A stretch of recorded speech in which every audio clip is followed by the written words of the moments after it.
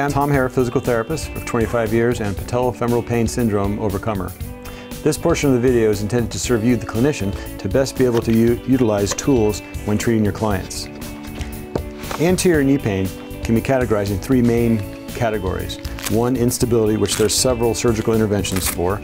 Two, osteoarthritis, again, which has several surgical interventions, as well as the black box of anterior knee pain, which is patellofemoral pain syndrome. When fitting the Shields II patellofemoral brace, I tend to start using the buttress as a patella so I can demonstrate to the client which way their patella is moving.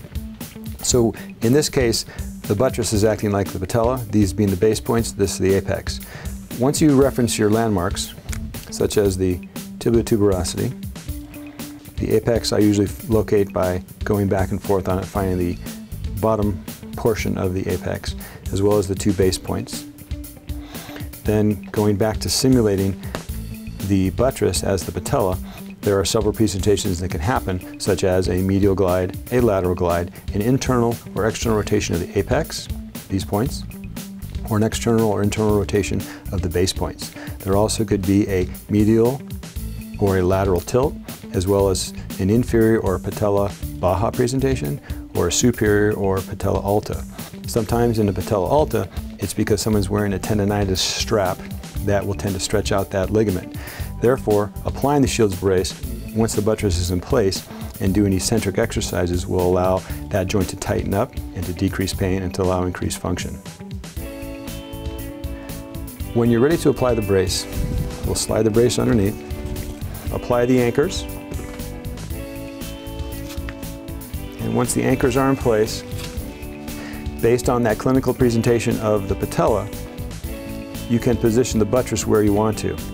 One of the great applications of the Shields brace is not only that is it universal, right or left, if an occasional application where there's a medial versus a lateral application, that can be accomplished as well.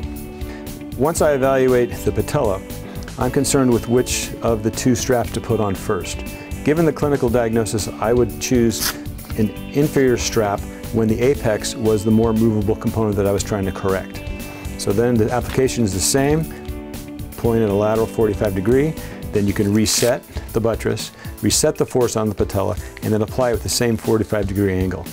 After the application has been complete, I'll have the client continue to practice doing quad sets to see if in fact it feels more comfortable. Does that feel more comfortable? Mm-hmm. Usually I'll do a heel slide to show the client how that patella will effectively hold the kneecap in the position we want it to do, whether she's doing stairs and or exercises. I often use the example, if I could just hold your patella in the right spot, then you could be pain-free. The Shields II patellofemoral brace does that with the application of a properly applied buttress.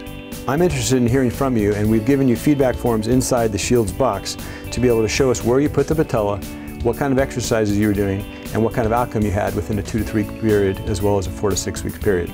I tell my clients, whether you're 8 years old or 80, it takes about 4 to 6 weeks to get in shape. So if you commit to your program, you're compliant with how the brace goes on, use it appropriately, you're going to be in top shape and be back at what you want to do.